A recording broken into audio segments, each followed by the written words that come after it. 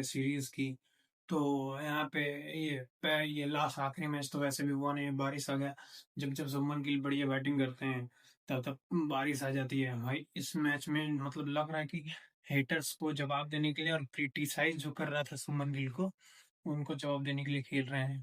आते ही बढ़िया स्टार्ट देते हैं, डॉसियस तो ओवर में 4 चौके मारते हैं।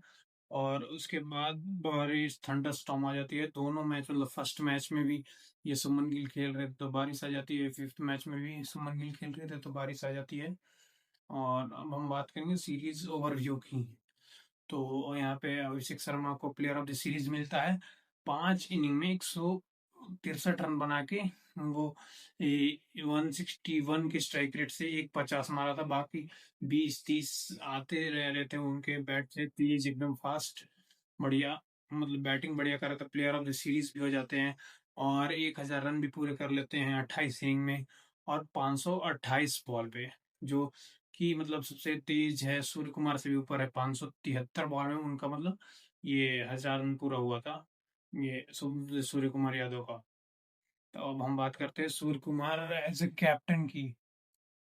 Suryakumar as a captain won a T20I series against Australia 4-1 in November 2023, labeled the T20I series versus South Africa 1-1 in December 2023, और यहाँ पे won T20 series versus Sri Lanka 3-0 in July 2024, won T20I series versus Bangladesh 3-0 in October 2024, won T20I series versus South Africa 3-1 in November 2024, won T20I series versus England 4-1, not 3-1, 3-1, my mistake, 1। और यहाँ पे अब आते हैं अक्टूबर में Asia cup जीतते हैं, उसके बाद फिर ये ऑस्ट्रेलिया के खिलाफ 2-1 सीरीज। तो भाई ये विनिंग स्ट्रिक चलते आ रही है सूर्य कुमार यादव की।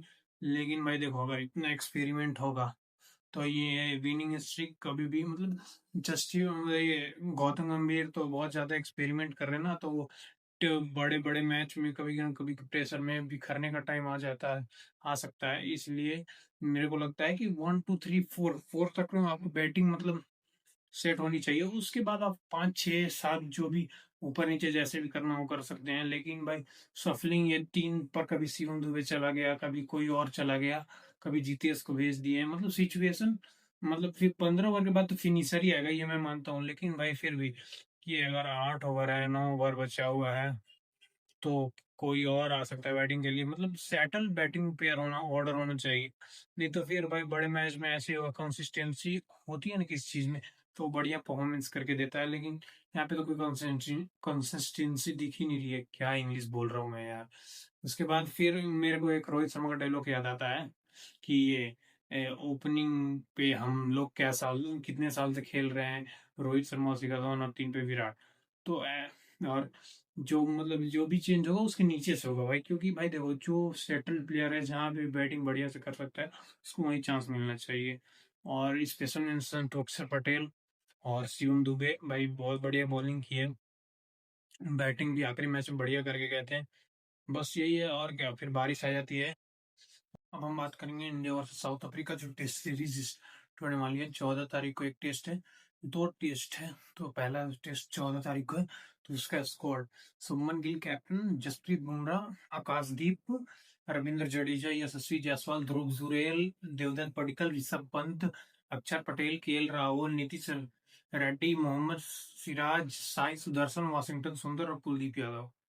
तो भाई ये सिलेक्शन से तो पता चलता है कि कंटिन्यूटी है, कि एक दो मतलब जगदीशन को बाहर करके ऋषभ पंत को लाया गया है, प्रसिद्ध कृष्णा को बाहर करके आकाशदीप को लाया गया है।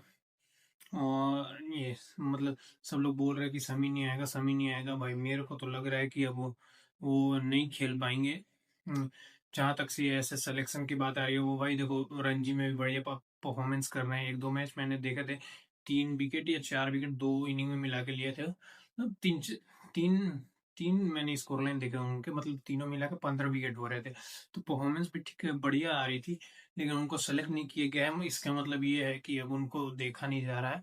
मतलब सब लोग बोलेंगे कि कभी कुछ खबर आएगी उड़ के, कभी कुछ खबर आएगी, कभी अजीत अगरकर बोलते हैं कि ये स्कीम ऑफ थिंग्स में है। लेकिन मेरे को नहीं लगता है लग रहा है मेरे को कि शमी का करियर ओवर है।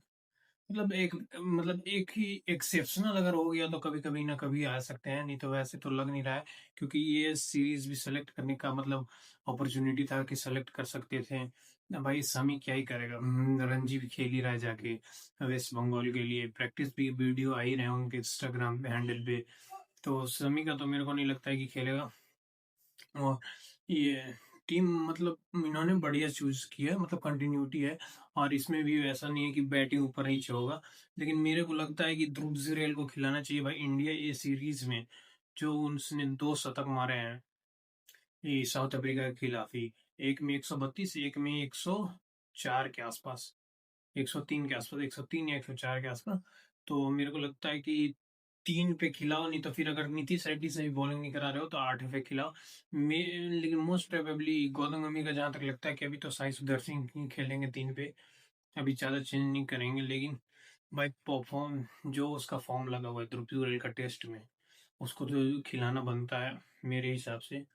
तो ओपनिंग में हो जाएंगे केएल राहुल, ये यशस्वी जायसवाल, और फिर इसके बाद साई सुदर्शन, और 4 पे सुमन गिल कैप्टन, वो तो फिक्स ही है उनका। उसके बाद ऋषभ पंत, उसके बाद फिर रविंद्र जडेजा, उसके बाद वॉशिंगटन सुंदर और नीतीश कुमार रेड्डी खेल रहे हैं तो वो, नहीं तो फिर ध्रुव जुरैल जिसको भी खिला, कुलदीप यादव, और 2 फास्ट बॉलर में हो जाएंगे। मेरे को लगता है सिराज के साथ ये बुमराह को खिलाएंगे ये लोग, नहीं तो आकाशदीप भी बुरी ऑप्शन नहीं है, क्योंकि भाई इंडिया मैच हो रहा है, बढ़िया बॉलिंग करता है आकाशदीप। मेरे को लगता है कि आकाश या बुमराह में से जिसको भी करना है कर लो, बाकी यही 11 रहेगी। मेरे को तो लेकिन पर्सनली लगता है कि ध्रुव जुरैल को खिलाना चाहिए, ये मेरा पॉइंट ऑफ व्यू है। आपका क्या पॉइंट ऑफ व्यू है कमेंट में जरूर बताइएगा। Thank you so much for watching. Like share subscribe करें, सपोर्ट करें। हाथ जोड़ के आप सबसे विनती है कि भाई, कि मैं एक वीडियो बनाने वाला, मैंने चैनल स्टार्ट ही किया है, व्यूज आ रहे हैं लेकिन किसी ने सब्सक्राइब नहीं किया है, सब्सक्राइब करो, सपोर्ट करो। Thank you so much. जय हिंद।